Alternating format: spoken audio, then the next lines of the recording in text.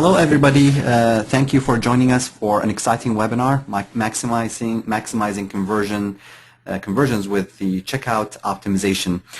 Today, we are lucky to have with us Linda Bustos with Elastic Path. She's the Director of E-commerce Research at Elastic Path.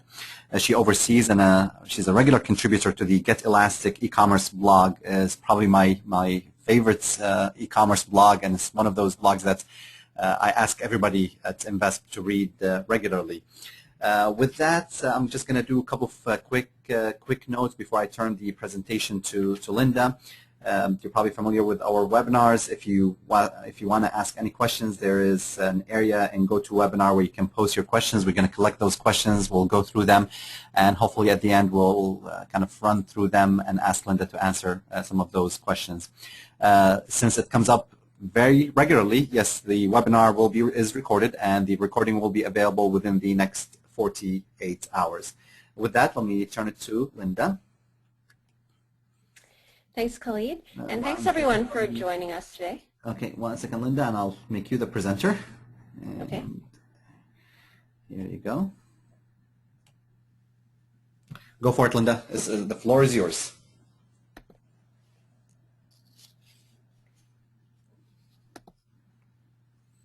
Okay, a little technical difficulty. So how's that? How does that showing up for you? It's still not. Let me see. I see all of your. You probably want to maximize the presentation. I did. Okay, now we're all good. Okay, excellent. So thank you again, everybody, for joining us today, and I hope that you come away with some actionable items that you can put into conversion optimization right away. So as the title suggests, we're going to be talking about checkout, and there's a lot of reasons why. The slides don't seem to be advancing. There's a lot of reasons why abandoned shopping carts are the primary goal and frustration for e-commerce marketing people. We are going to be talking about why people are abandoning a cart. We're going to talk about how to address the fears, uncertainties, and doubts at every stage of the checkout. We're going to walk through a sample heuristic evaluation. I'm going to share with you my process of how I get started with the checkout optimization process. And then we're just going to finish off with a couple of common testing traps to keep in mind when you go through and start applying this different way of approaching checkout optimization. Here's a range of stats. There have been several studies done on trying to estimate the average shopping cart abandonment rate. It's anywhere between 55 and 72%, and as you can see, there have been several over the years, very reputable companies measuring this. So, averages are averages, so it's not uncommon seeing 80% or even higher abandonment rates, which is, definitely the good news about that is there's a lot of room for improvement, but the bad news is that this is a major problem. So let's look at the reasons why people abandon checkout. And what's very interesting is Forrester did a study not long ago where they actually asked consumers to recall the last time that they abandoned a cart and to give reasons why they abandoned the cart. The interesting thing about asking a question like that is, what people report or what they believe that they do can be different from what they actually did. What we believe about our behavior and what we believe about the way that the world works can sometimes be different in practice. But the interesting thing about asking a question like this is it will reveal in general the general behavior that people understand that they have. So, so going through the top reasons why people in general abandon checkout is can tell us a lot about the collective experiences that they have on the web in this day and age, because we think that they're always usability and design issues. Someone's finding the checkout too difficult, someone's finding it confusing, we need to change the way that we present the button and all this kind of stuff. Those things are all good. But we see here in this data that the top 5 reasons are actually psychological reasons, which we apparently don't have any control over, the way that the customer's thinking and feeling.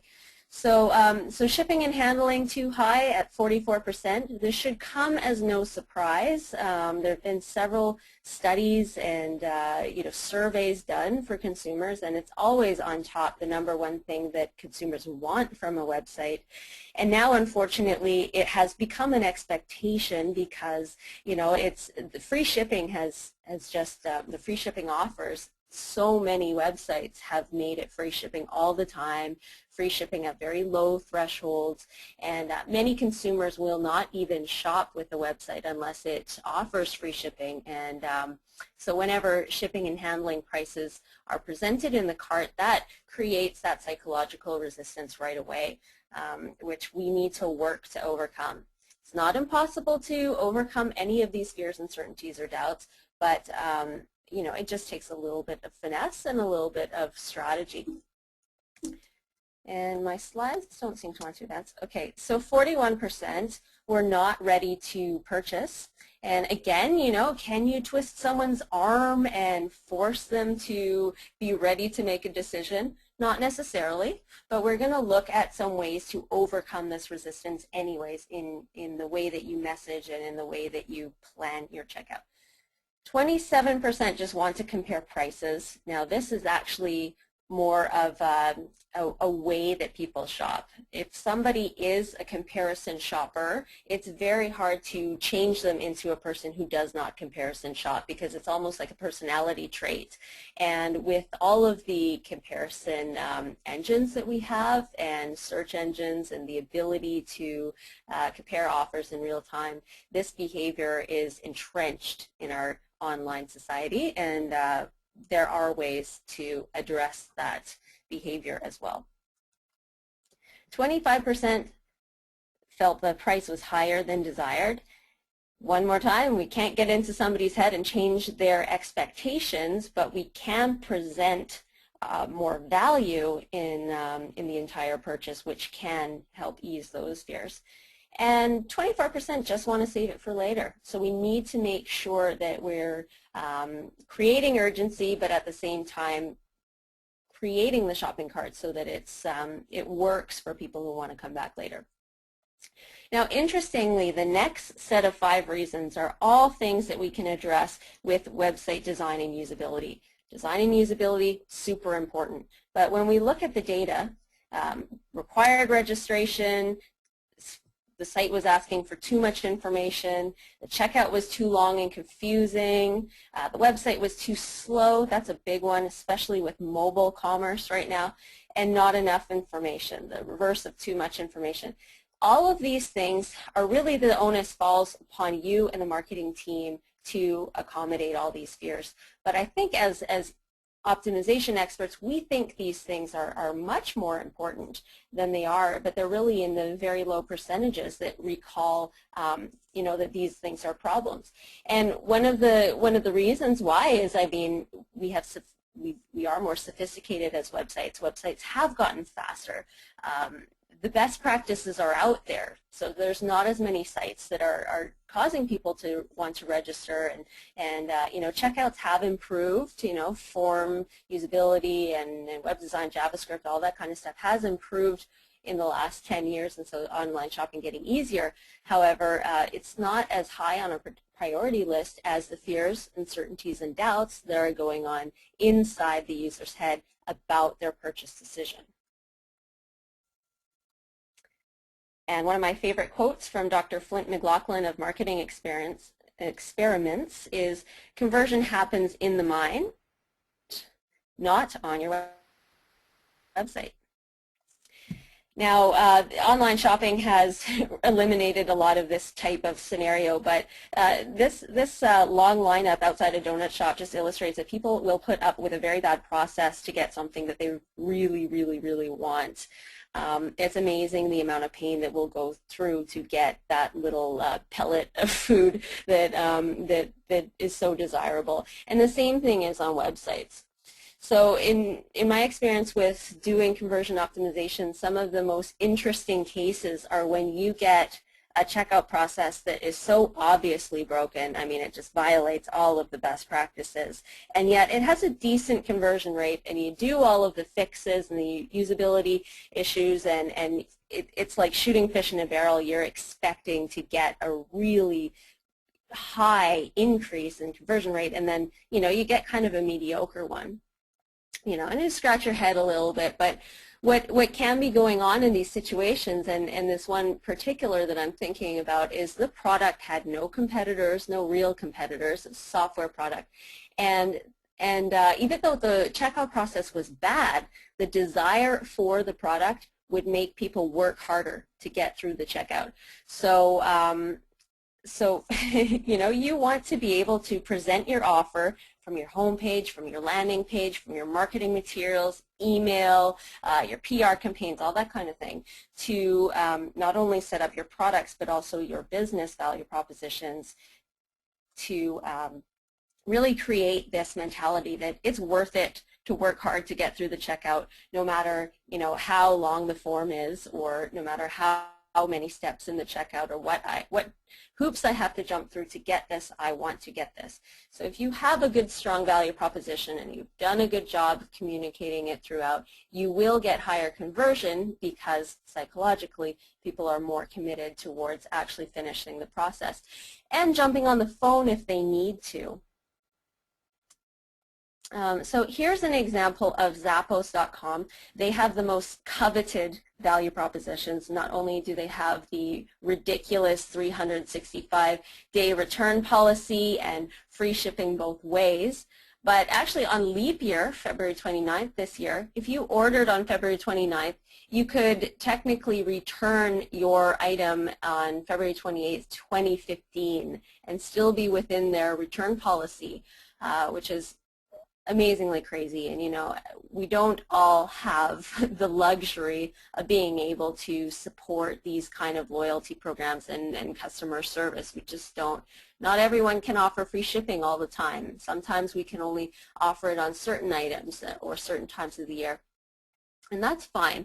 But just what I want to illustrate with this slide is just to say that Zappos does a really good job of romancing all of their value propositions, and to carry them right through into the shopping cart.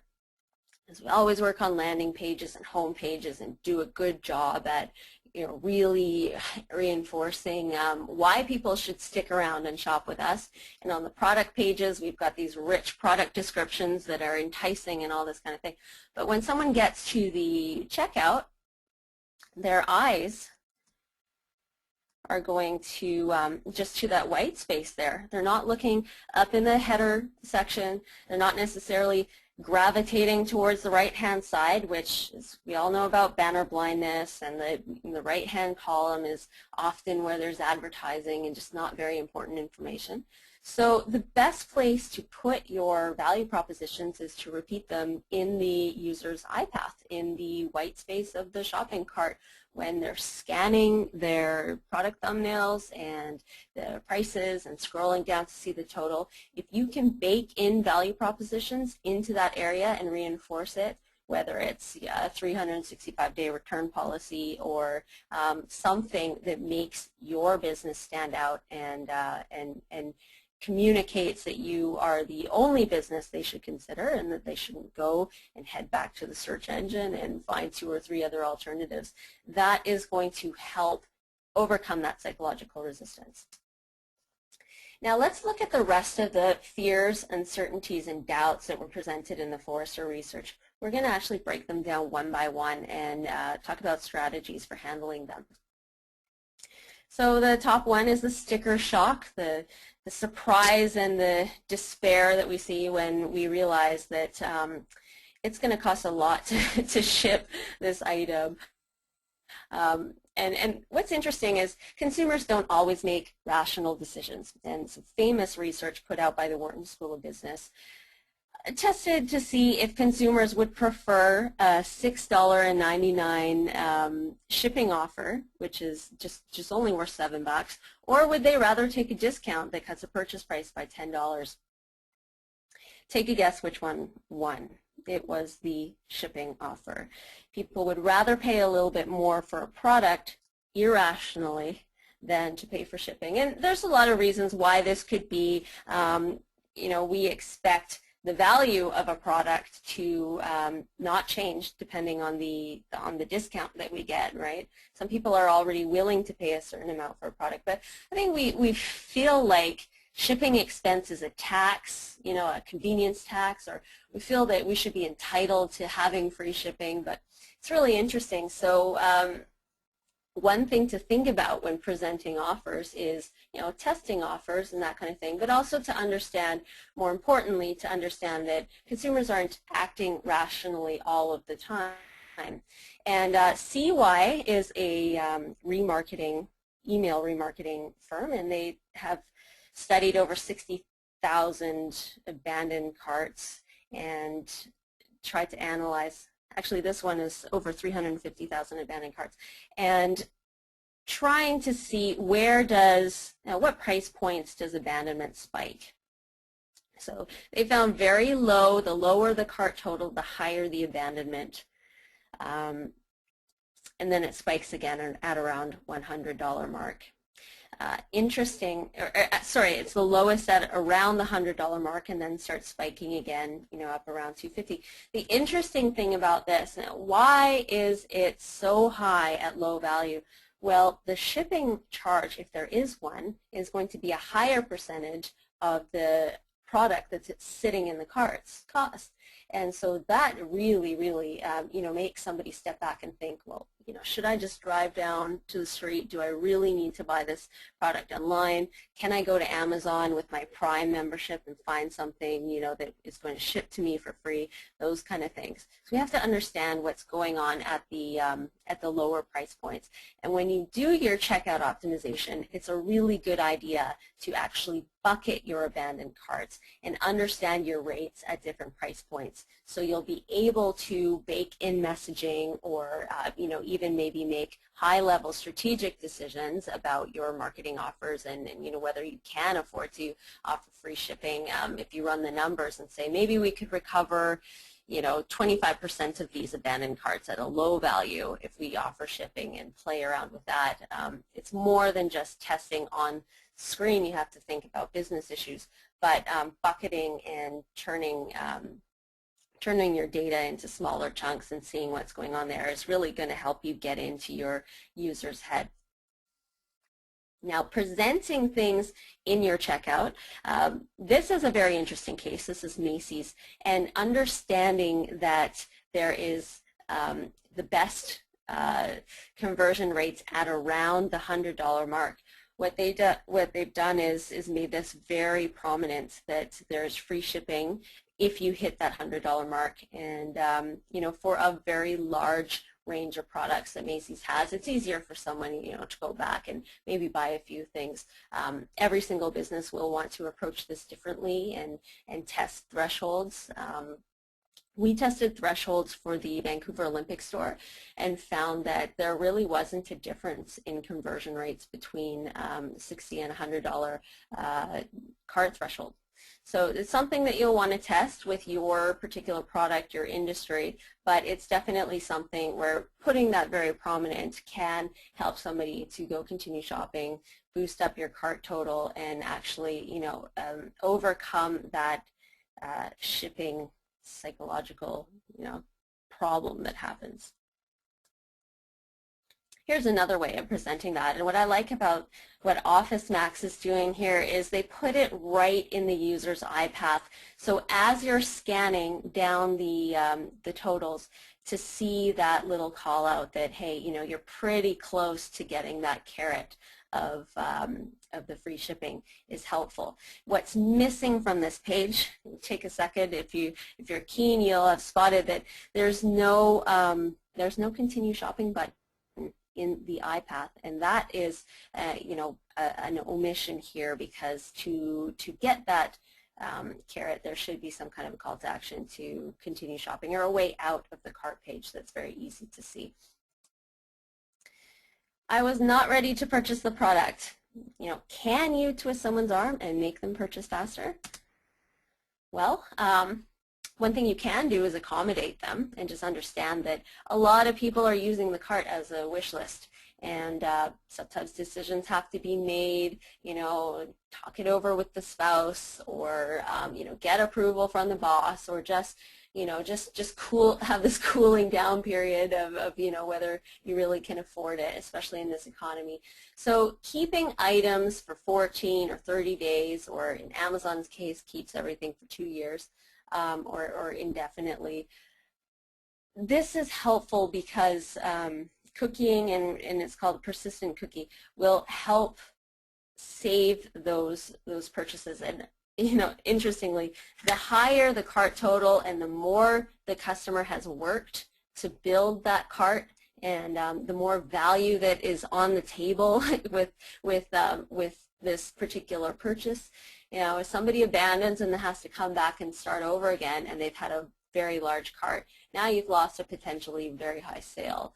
So there may be IT reasons and inventory reasons that you would only keep a cart for a shorter amount of time, but as much as possible, if you can keep that cart alive for as long as possible, it's really really helpful to save money. Here's another way to create urgency. So in this call to action, there's quite a bit of text, which might not be optimal. You should test that, but it really calls out the urgency of, you saved $119.99 today. Check out now before these deals expire. So if you're having second thoughts, hurry it up, because you might lose out, and you're actually gambling by not checking out today. This is very powerful psychologically, and depending on your audience and your purchase type, that might work very well for you. Another way to create urgency, especially with fashion products and things that are seasonal, is to count down how many are left. When there's only 2 left, or I've seen also sellout risk equals high, those kind of messaging is very powerful. I mean, I run a little handmade jewelry shop, and I mean, it's not it's not a major retailer by any stretch of the imagination, but I will put on product pages when I have only 2 left or 1 left, and I do find that the items sell quicker than normal when there is that sense of urgency there. I can't A/B test that, but I have noticed that as well for fashion products and that kind of thing. Now, when people want to compare prices on other sites, that's the behavior that is already going to be ingrained in your customer. If you've got a comparison shopper on your hands, there's not going to be a lot that you can do to stop them from the desire to shop around. However, coming back to your value proposition, if you've done a really good job and you're reinforcing it on the cart, you might be able to persuade them to not do that, or to give you the edge that even if they do find a lower price elsewhere, at least you've educated them that they need to be thinking not just about the final price, but also about the service, about the guarantees, about whatever else it is that you do that should be compelling enough to convert them on the spot. Product price was higher than I was willing to pay. Again, unless you want to cut out your margins and compete with the discounters, this is something that you're going to have to pull in your value propositions in again. But you also want to avoid losing margin by presenting triggers that are going to cause people to go and jump right back into the search engine and look for coupon codes, which has 3 detriments to you. Number 1, you are volunteering to give away some of your margin.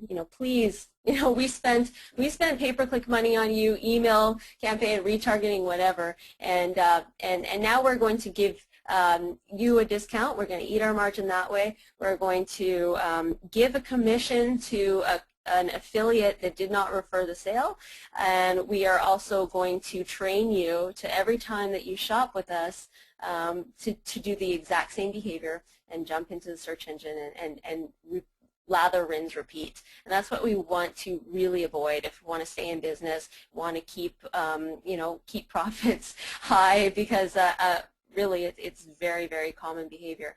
So what can we do to avoid this. Suppress the coupon box. There's a couple ways of doing this. If you're using targeted selling features, you could identify if somebody has been referred with a coupon code from an email campaign or from an affiliate. There's also other ways to minimize this. This is Office Max, and they say, yeah, you know, go ahead, enter a promotional code, but it'll cost you. It'll cost you your email address, and we control the distribution of promotional codes, and you know, you give us the right to market to you, and we'll tell you which things are on sale and that kind of thing. It's a smart way to do it. And I bet you anything that Office Max does have affiliate coupons floating out around there. But this way, it really curbs that. It almost tricks the customer into thinking that there aren't affiliate ones out there. There's only one way to get the promo codes. Very, very smart. Another way is to just design your page in a way that coupons are there for those who have a coupon, and they're going to, you know, if you've been referred with a coupon, you're going to work really, really hard to find out where you're going to enter that in because you're very eager to use the coupon.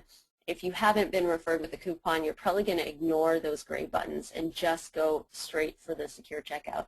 So that's another way to kind of get around that whole coupon box. You don't want to alienate people and frustrate people who really do have a coupon and, you know, maybe didn't come back through the email campaign or go back to the affiliate and click on it, but they have a coupon. But these are ways to save your margin. Because checkout optimization is also profit optimization, right? So we just want to save products in cart for later consideration. This is actually huge. Wish lists are great, and we expect everybody's going to want to use our wish list, but that has its own friction in the process as well, because they often require that somebody sign up just in order to save something to the wish list, and that's a lot of commitment for a very small, you know, feature on the site.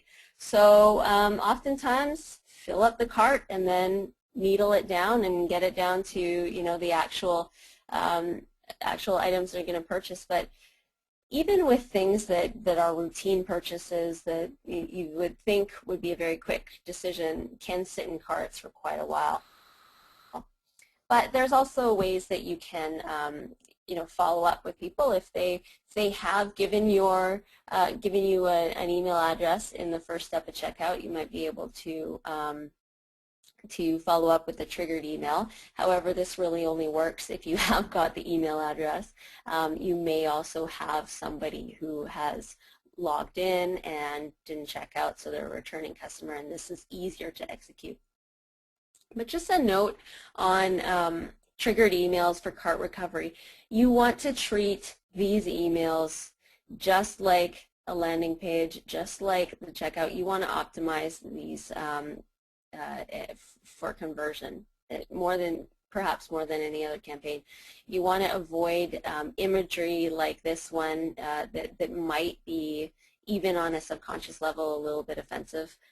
This kind of looks like, oh my gosh, I'm an idiot. I forgot to check out. You don't want to infer anything that somebody you know, is forgetful or is you know, is somehow is somehow a Homer Simpson by not coming to your site and finishing. You also want to include pictures of the products in there, especially if it's been a few days and, you know, somebody doesn't remember exactly what they were shopping for you on the site. You want to reassure them that you actually have saved exactly what they were looking at.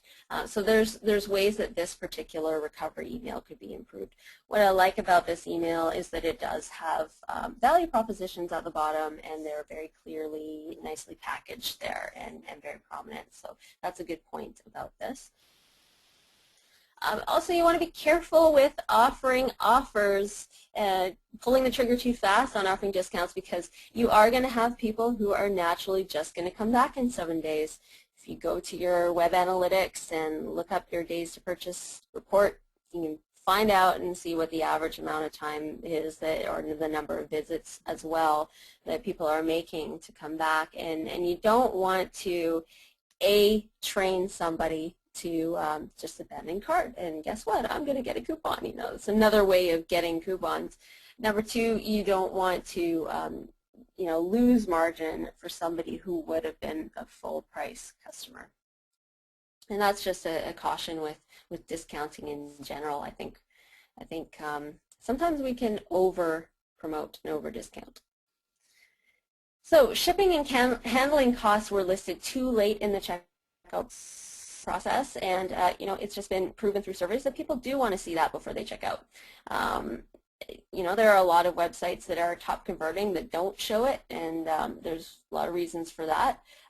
Goes back to the value proposition and how important it is to get that item, or if it's a catalog product or whatever, and people make routine purchases and already know kind of in general what they're going to pay.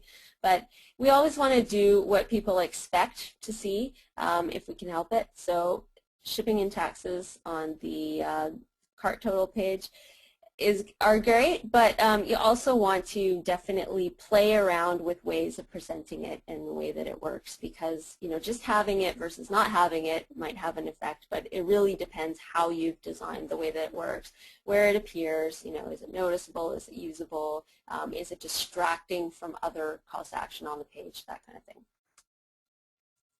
Required registration, now that's classic.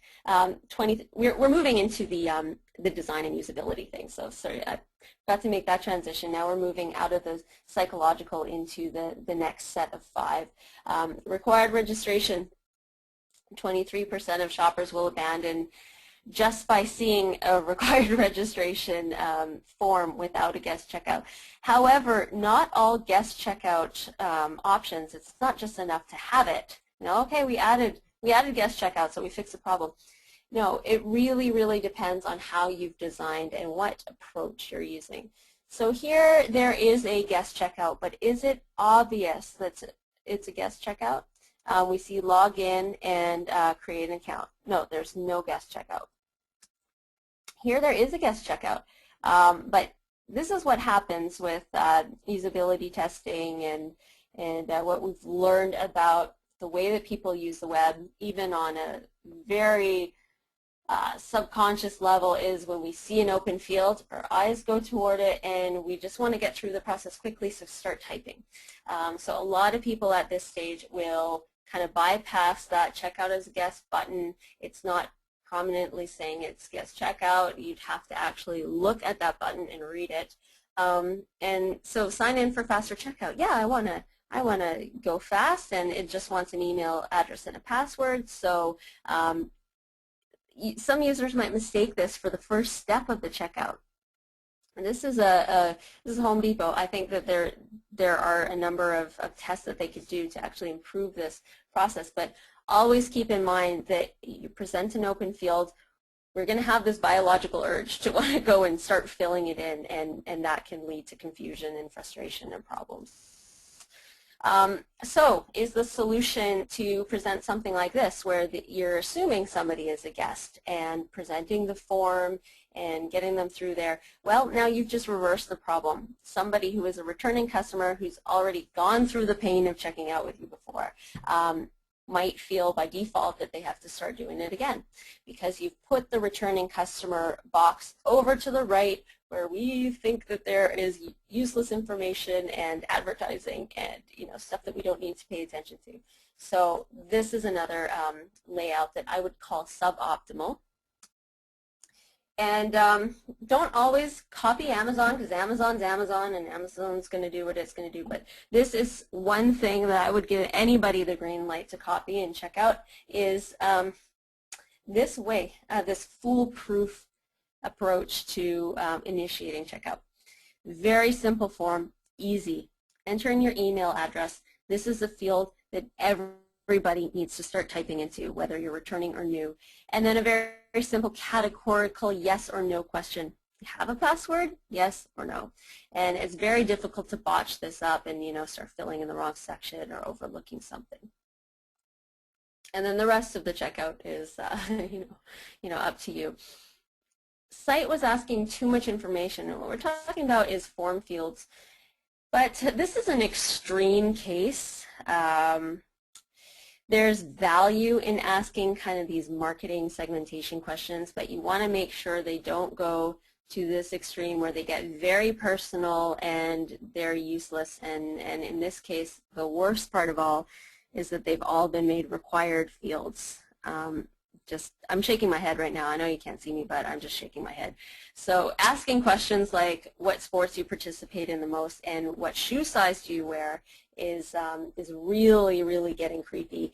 And if you do want to ask these because of, you know, better targeting with your email program, that kind of thing, just ask it as an optional survey after someone has already gotten through the checkout. I think some people at this point might be looking at this and saying, none of your business, and abandoning cart right here. Checkout process was too long or confusing. This is very subjective because is a long process mean it's got 5 steps instead of 3, or is it long because the form looks really long? It could be a 1-step process, but it's just as long. You know, it doesn't matter if you break something up into 5 pages or pile it into 1. If you've got a certain amount of fields and required activities to get through the checkout, the art is in making that process look simple, whether you choose a 5 or a 1 or a 2 or a 3. And so how you identify this is to use user testing to really leverage what people are telling you about how they use the site, rather than making predictions and assumptions based on, you know, there are best practices out there, but just relying alone on trying to fix things based on best practices are really putting your focus on the wrong thing. You always want to frame your problems in context of what people really are having problems with on your site. So user testing helps. That doesn't mean that you have to pull in 5 people off the street and set them up in a lab and do traditional user testing. You can. There's a lot of value in that, but there's a lot of new tools, or relatively new tools, that are very, very helpful. When you are doing observational user testing and people are talking out loud and going through the motions on your site, you can't tell what they're looking at, but with these attention measuring tools like Fangui, Attention Wizard, and GazeHawk, they actually recruit panels for you, and fairly inexpensive, and you will be able to identify if people are you know, looking at what you're hoping that they're looking at. This is Land's End, and Land's End ain't no small potatoes, but they had a big problem on their product page and their little add to bag widget. Notice that no attention was being placed on the calls to action in this example. The attention was being pulled everywhere else. So now we've identified a real concrete problem, that there's no attention on the calls to action, and the evidence is that, you know, we can see the evidence. So you redesign, and you retest. Yes, the problem is solved, and we can move forward. We can roll this out. You can test this if you want, but you already know that the product is the problem is solved here. And so just going back there, just a note, if you're going to be using something like heat maps or click tracking, that kind of thing, try and recruit your own panels if possible, because what happens after time with the people that are doing a lot of these tests, you know, the actual panelists that are going in and running through the tests, is the feedback that they give you starts to sound like backseat conversion optimizations. They get a feel for looking at a lot of websites, and they'll start giving advice rather than feedback. You know, this was too low below the fold, you know, this is distracting, this is whatever. They're going to start critiquing your website over time. So if you can really recruit you know, green, fresh off the street people that aren't, you know, professional eye tracking participants, and create your own customer panel, that will give you some more authentic response. But nevertheless, you will be able to see in general what your design attracts attention to and what it doesn't. All right, now let's move into heuristic evaluation, because yes, you can do various types of user testing, and there's more than just the attention, but you know, you also will have to add your own rules of thumb to it as well, because you are the professional. So you understand what users have problem with, but you can also foresee problems in the future and make your best guess. And now all of your hunches and gut feels should be put to the test to see whether they are so, but there's still a a large room for you to use your expertise and your intelligence in the marketing space to apply a methodology of going through the checkout process. Don't rely on it 100%, but absolutely exercise it. So when I go through a checkout process, these are the things that I look at first. And I mean, every checkout is going to be different, and certain things might jump out more. I might have more context around, what the user problems are, and kind of draw different conclusions. But I'm definitely looking for each one of these elements as I'm going through. And the most important is calls to action. I look at them first. I look to see if they're clear, if their styling and placement is correct, if it stands out from the rest of the design, if you're standing 10 or 15 feet away, make sure there's no competing calls to action. So in this case, there's actually 3 checkout buttons, but the one that probably is going to be used by the majority of customers is totally camouflaged and is in fact the smallest out of all the 5 calls to action here. So I look for things like that, things that are distracting, things that overpower other things. Has there been a clear prioritization of what we want them to do, number 1, and number 2 and number 3? Definitely, that's the first thing I look for. I look to make sure that they are in the user's eye flow, and this is Apple, and I hope this is a test version and not their default, but nice, juicy, saturated colored button, but it's out of the user's eye flow. It's out of the conventional place where somebody is going to review their cart total and be ready to proceed. I don't know what the conversion rate is on this page, but this raises a red flag for me, and I would definitely want to test a version where it moves it below the order total. And then you also want to look at CTA labels, call to action labels. Putting a point of action assurance right on the label can be great. I mean, proceed to secure checkout, that is very clear and reinforces that this is a secure checkout. However, when you start getting longer button labels, you can also make them less clear or make them less effective. So I will look at the way that they're labeled and see if there's other ways that it could be labeled. Also want to make sure that any other point of action assurances that you do have, such as this VeriSign seal, is not baked into the header and buried down into the footer where, honestly, the eye is not going to be drawn to those places. They're going to disappear. So pulling it and placing it right where the person is, experiencing the most anxiety, right in the cart summary, is very important. And now let's move into form usability. So forms, there's a lot of best practices that are based on science. They're based on many user tests, and so they can be rules of thumb. And your user tests are not necessarily going to identify things like, label alignment, right? So this is not an optimal label alignment. You could align labels at the top, or flush them right so that they're closer to the field. And it's a better idea to, in this case, move them from left alignment to move them to right alignment, because it's actually quicker for the eye to move between the it's less cognitive load, so they'll be able to fill in that form faster, and it will feel easier to them. Small change, but it will feel easier to your users. Also look at required field format. One of the big mistakes that I've seen that's been a trend lately is to remove the asterisks and just make required fields bold, or to place a little note at the top saying that all fields are required, or that kind of thing. Asterisks, they are just a convention. I like them. You might have an argument against them, that's fine, but showing the asterisk is just universally understood that this is a required field. The worst thing you could do is to just make them bold, because of the variations in browsers and also with mobile, with everything scaled down. It's very difficult to differentiate a bold from an unbolded font.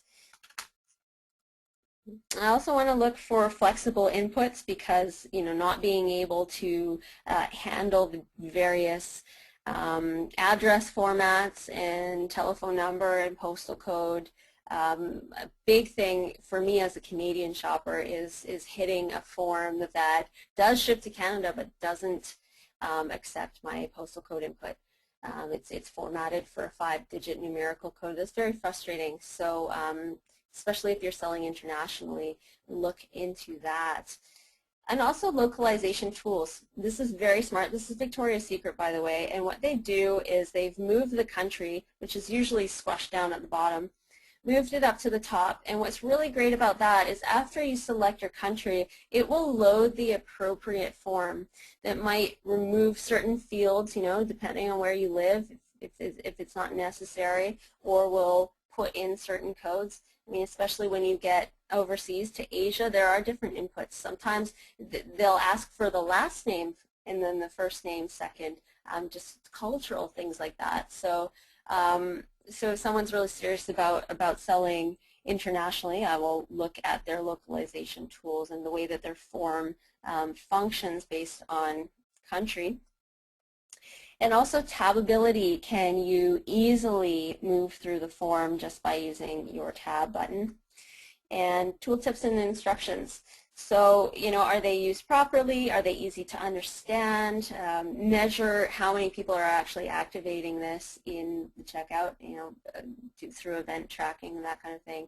Testing with users to see whether, you know, somebody's question is answered by the tooltip. Those kind of things. I mean, that's where a lot of the persuasion has to be baked into a form. Love the copy billing to shipping feature. I think everyone should have it. That's a no-brainer. Drop-down menus are important.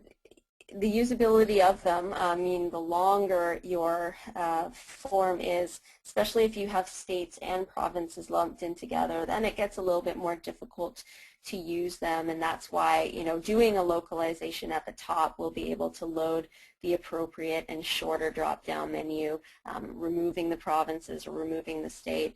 And also when you're selecting countries, if you do most of your business in the United States, maybe being able to pre-fill that based on geolocation, or just make USA the default instead of requiring people to scroll all the way down to the very bottom of the country list, popping it up to the top or making it default. Unnecessary fields, this is a killer. I mean, I've never seen this before, but having a double asterisk to indicate not an optional field but an either or, this really is forcing the customer to process and decide whether they should leave the day or evening phone. A lot of people are going to skip over that because they don't understand what a double asterisk is, hit continue checkout, and then get error message, and then I mean, this is a real big point of friction here. So I'm looking for points of friction that might be outside of, you know, this kind of list of things I look for as well. And yeah, of course, it's a call to action. This is not necessarily a good one. It's quite invisible. So you know, always looking out for calls to action. And if you're accepting credit cards, this is important to visualize where the CVV is on the back.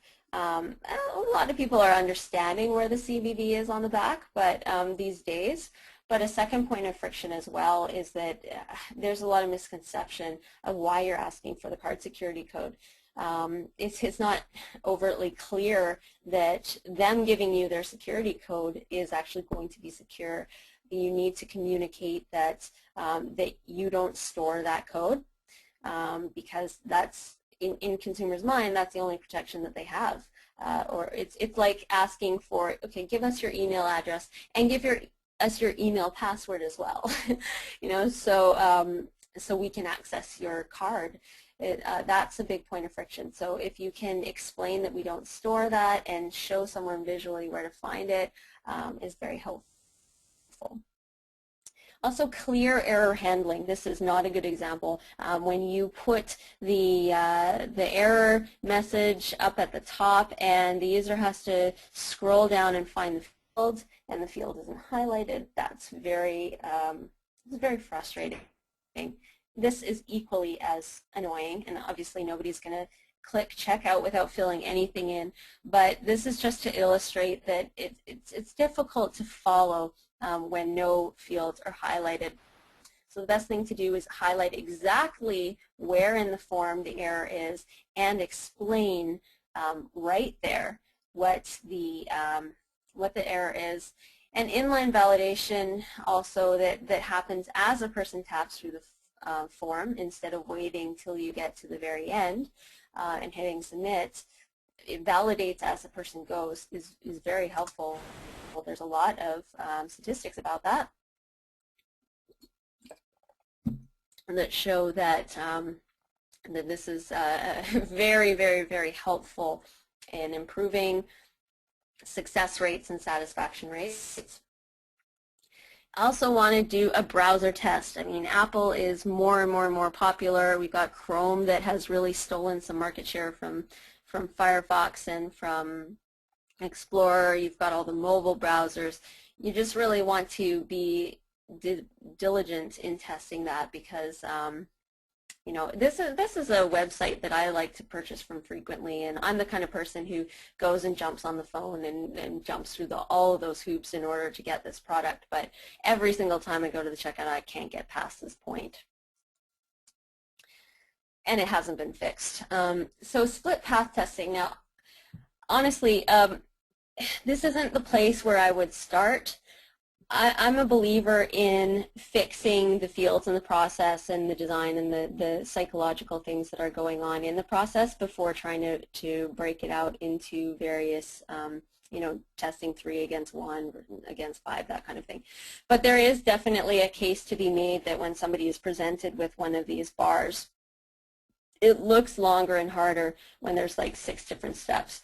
So yeah, do a split path test after you've done some initial things and, you know, have fixed any upstream kind of issues that might be happening. But also consider when you're designing this, how do you make a long process look simple? Even when you see that second example there where the rest of the steps are presented but they're grayed out, it just makes it feel shorter, it makes it feel simpler. There's ways that you can tweak design to actually give the suggestion that the process is going to be simpler. It's very interesting, all this stuff. But yeah, absolutely split path test, but don't jump into it at first, because you'll just be carrying forward all of the problems that exist in the other areas and not getting the results that you want. So here's an example of one-page checkout, and we actually got with the Olympic store a very nice lift, 22% lift on this page by moving from, you know, the 3 options, you know, new customer, returning customer, checkout as guest. But, you know, so this might work or might not work for your other customers or for your business. However, one thing to keep in mind why we got such a huge lift was if you saw the original checkout process, the guest checkout was presented last, and it was quite a bit below the fold, and it was under these hard, you know, solid bars and lines, and so it's not surprising that this did better. So, you know, you might have a really decent, you know, 5-step checkout right now and redesign and not get as high of an improvement, or it might even decrease conversion. So be careful when you see case studies and hear somebody getting, you know, taking one data point and then saying, oh, this works all the time, because you really got to test it. Website was too slow. Well, yeah, we are very impatient people, and we don't like to put up with anything that takes longer than perceived 2 seconds. That's like about 50% of people are going to get frustrated after 2 seconds, no joke.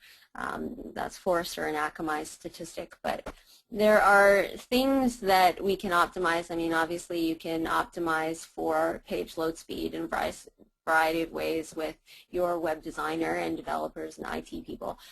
Table-based layout actually in the checkout is because we often just focus on the home page and the landing pages and test for those for speed and then optimize for those. But most important is when somebody's going through the checkout process, and oftentimes those load speeds are not measured. So when you've got tables in the forms or in the cart summary and stuff like that, that can actually be slowing you down. Uncompressed images, obviously. payment gateways too. So if you can improve those kind of things, those problems are just exacerbated on slow band connections and mobile, and the farther someone is away from your servers. So, and people who don't have enough information to make the purchase. That goes back to just anticipating what people need to know, and whether that's putting it into tooltips or bringing it out of the header and the footer and pulling it into the user's iPath is important. You can also use things like proactive chat. Challenges to moving the needle. So let's just talk about the frustration that happens. Okay, you know, we went through this process, we did the user testing, we came with a kick-ass hypothesis, and you know, all things considered, this should be giving us a good gain, but how come we didn't get a great result in maybe 2 or even 3 rounds of testing? Well, oftentimes we get focused on the minutia. So we start with the, you know, doing a multivariate test, for example, on a cart button, when there's all these other things that should be looked at first. So there can be a danger, you know, in kind of focusing on one particular problem, or to jump right into multivariate testing when maybe doing a radical redesign and fixing a whole bunch of things at once, even though, you know, it's not going to be directly measurable. Like, you're not going to know if it was button A, B, C, or D, or if it was your layout change, or if it was shortening the form fields. You're not going to be able to pinpoint it. But really, when, you know, when time is money, doing a big radical design in the first couple stages is really what's going to give you the big lift, and then you can refine from there. You know, is it really important to spend 3 years testing one thing by one thing, or, you know, actually getting dollars in your pocket quickly? So just understand that the more granular you get with testing, the less results you can expect in terms of lift. Starting with, yeah, so we just talked about that. Focusing on site elements rather than psychology. So as I said before, you know, jumping straight into the heuristic evaluation without going backwards and saying, you know, are there ways that we can redesign this feature to create urgency, or are there business processes that business decisions that we can make in terms of, you know, maybe it is a good investment to have a free shipping program at certain levels, and, you know, call that a marketing expense instead of an operational expense. And that's what Zappos has done. I mean, they did very little marketing, but everything was word of mouth because they were able to offer this ridiculous service, and they consider that as a marketing expense. And focusing on, you know, the usability stuff without understanding the bigger picture things that we talked about can trip you up a little bit. And finally, interpreting test results. I think sometimes we abandon good testing ideas because they didn't get a great result, or they even got a negative result in the first test. So here is an example of that. There's a lot of debate in the industry. Do you show cross-sells on the cart page because obviously they can keep people shopping and you can increase your cart total and all of that? Or are they just distracting and actually reducing conversion? So you could go ahead and test with and without. So let's just assume for a second that this test actually showed that it dropped your conversion rate. It dropped your effectiveness. You lost money here. Well, the interpretation of the results depend, right? They depend on, were you measuring conversion rate or profit? What if conversion rate did drop, but your profit really rose? That's important. You have to question, did the design that you choose, could it be remixed and tested again? You know, what if we designed the ways that the cross-sells were presented and how they were labeled? So instead of, you know, you might like, changing it to people who bought this also bought. Maybe that's a more psychologically persuasive, or maybe showing different rules, merchandising rules. So instead of manually cross-selling something, you know, actually basing it on consumer and behavioral and purchase data. Did you use the correct price points? That's very important with cross-selling. So you don't want to be cross-selling a pen with a leather jacket, right? So actually going back and identifying that kind of thing, and really exploring all the reasons why you might have had a miss on that test and then retest it with a design that potentially overcomes that is important. So the challenge with the A/B test is really it depends on how you've designed it and what options that you didn't test. So, you know, maybe it takes a few rounds of testing to actually come to the conclusion that cross-sells don't convert. All right, so the takeaway, optimization starts with in-head factors, not with on-page factors. Form your testing hypothesis based on what's really frustrating users rather than what you're expecting are frustrating users, and then apply your heuristic evaluation. Start with your radical redesigns and work from there. Test the minutia in your radical redesigns, and then if you really burning question on what cart button works better, then you can absolutely run those tests after you've made some money with your original designs.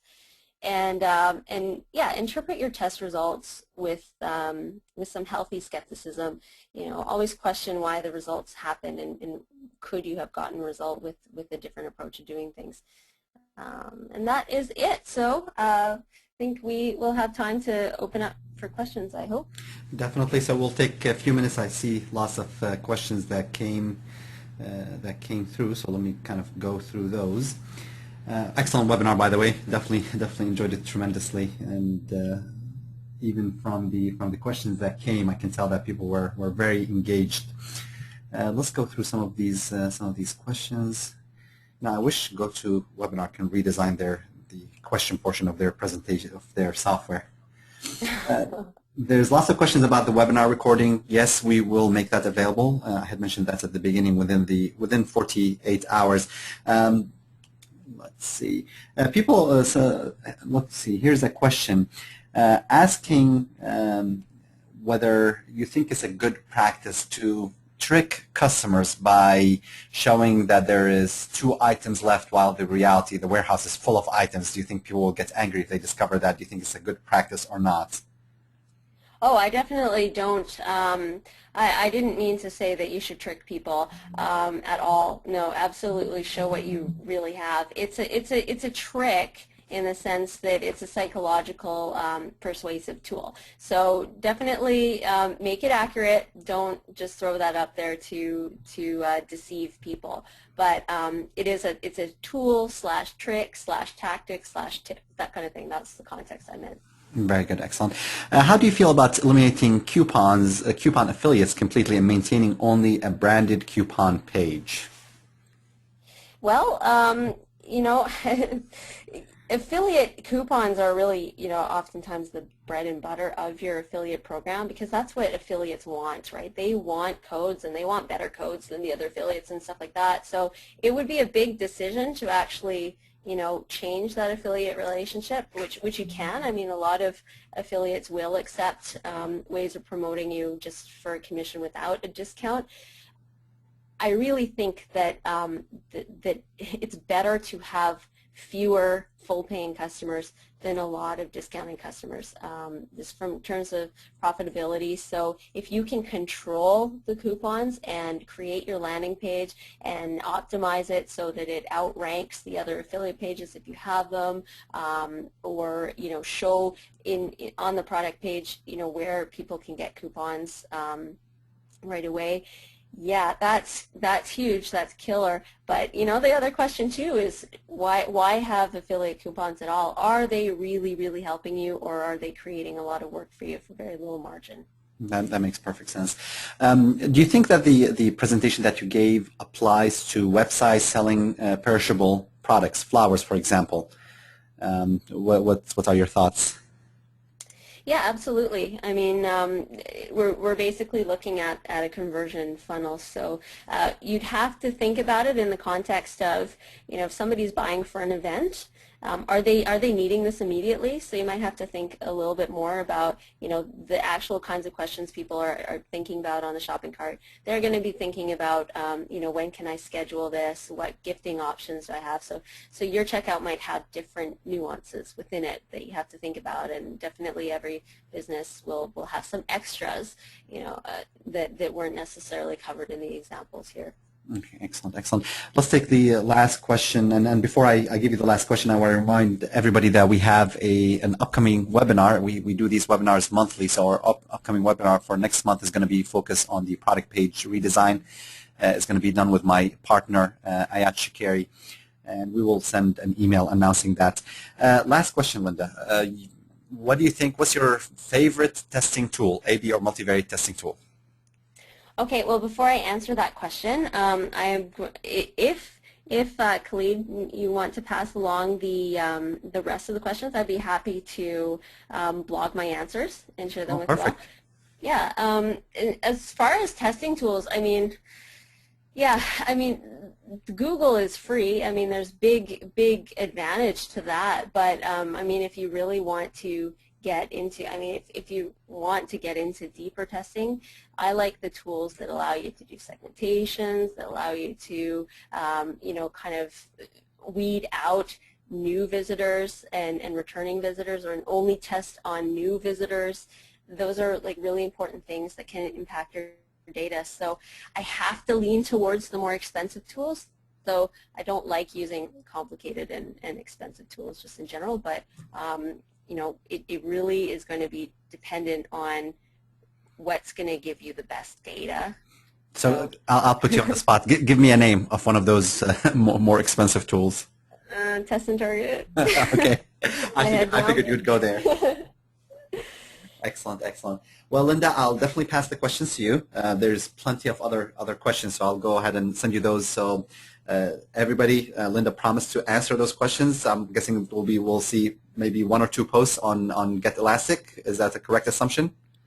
Yes, I'll try and get those up this week. So I really appreciate you joining us. It's been an excellent webinar filled with very useful and implementable information. Thank you, everybody, for joining us, and hope to see you guys next month as well with our upcoming webinar on product page optimization. Until then, take care and work on your conversion rates.